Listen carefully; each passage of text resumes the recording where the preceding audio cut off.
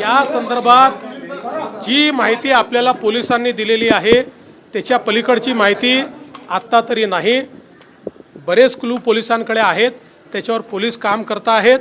मला विश्वास आहे की लवकरच पोलीस या संदर्भातला जो काही कारवाई करायची आहे ती पूर्ण करतील। काही जण म्हणले मुंबईमध्ये कायदा सुव्यवस्था ढासळली।